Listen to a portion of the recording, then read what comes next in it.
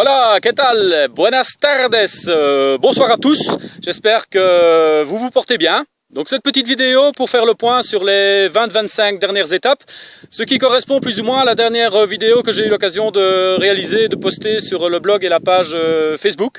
Alors depuis lors, j'en ai parcouru du chemin, j'ai traversé l'Aquitaine, j'ai traversé les Landes et aussi le Pays Basque avant d'arriver à Saint-Jean-Pied-de-Port. Alors sur cette partie-là, pas mal de découvertes intéressantes, de beaux paysages, mais alors la route vraiment pas chouette du tout, énormément d'asphalte, c'est très usant, c'est pas très gai de marcher sur des routes comme ça, et en plus ça use évidemment les godasses, ce pourquoi j'ai dû en changer à Saint-Jean-Pied-de-Port. Alors pour répondre à la question de certaines personnes, au niveau des nouvelles godasses, tout va bien. J'espère cette fois-ci que je pourrai aller au bout et que je ne vais pas devoir en changer une troisième fois.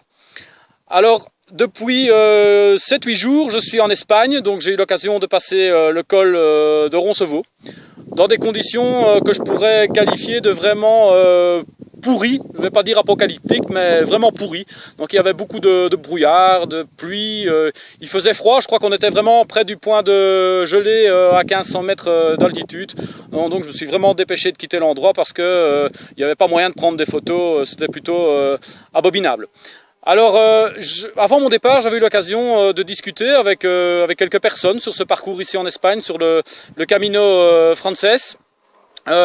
J'ai aussi l'occasion de lire un petit peu certains récits par rapport à ce cheminement ici en Espagne.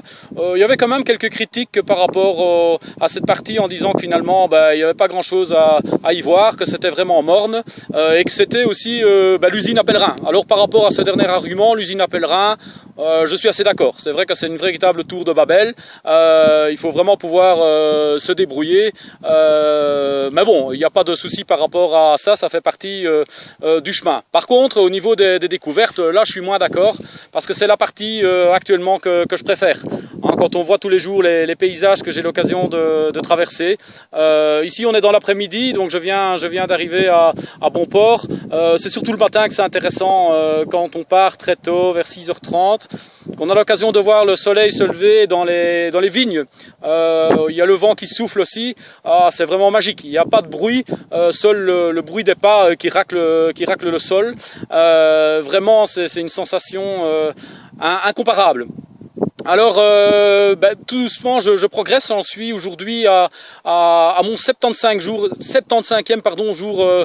de marche, ce qui représente tout juste 1900 km. Donc ça paraît peut-être comme ça assez anecdotique, enfin je vais pas dire anecdotique, mais bon, ce n'est qu'un chiffre finalement. Mais je vous assure que quand on met un doigt sur la carte et qu'on le laisse glisser vers où je suis arrivé, pratiquement à proximité de Burgos, c'est assez impressionnant. Au passage, je souhaiterais remercier les différents journalistes que j'ai eu l'occasion de rencontrer et qui ont fait des chouettes articles dont notamment la mise en avant de l'action caritative Make-A-Wish. Quelques nouvelles au niveau de cette action caritative Make-A-Wish, j'ai eu l'occasion de l'écrire récemment.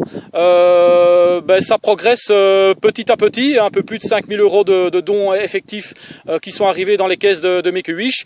Reste encore à peu près 2000 € dans la nature qui ont été promis, qui doivent être versés. Donc là, je compte vraiment, mais vraiment sur vous pour que vous puissiez encore verser 2, 3, 4, 5 € pour ceux qui ne l'ont pas encore fait. Vraiment, c'est pas une fortune, c'est pas pour moi, ça m'est égal, mais c'est vraiment pour les enfants, pour les aider, c'est vraiment important. Pour rappel, Make-A-Wish aide les enfants qui sont victimes de pathologies lourdes.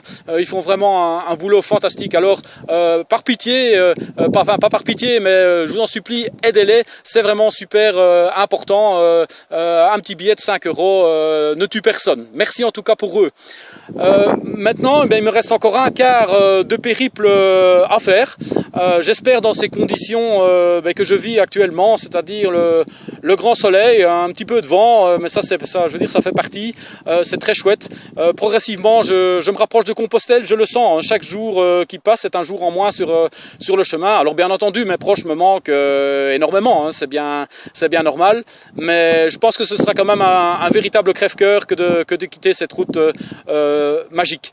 Alors, je vais cesser ici le petit enregistrement afin de ne pas être trop long. Je voudrais, avant de clôturer, vraiment vous remercier du fond du cœur pour tous les messages que vous laissez sur le blog, sur la page Facebook, les SMS que je reçois. Bon, bien évidemment, j'ai eu l'occasion de le dire, je réponds, mais vraiment très rarement, parce que je n'ai pas le temps. C'est pas une question de mauvaise volonté, mais je n'ai pas le temps. Il y a beaucoup trop de choses à faire. L'écriture me prend quand même pas mal de temps. Ça avance bien. Bon, beaucoup de gens ont posé aussi des questions par rapport au livre, donc je rappelle que ce livre sera édité par les éditions Memory, qui sortira probablement, je l'espère, en décembre de cette année, et que dans ce livre, vous pourrez trouver tout ce dont je ne vous ai pas parlé sur le blog et la page Facebook, c'est-à-dire l'essentiel. Voilà, je vous embrasse tous, à la prochaine, et portez-vous bien. Au revoir.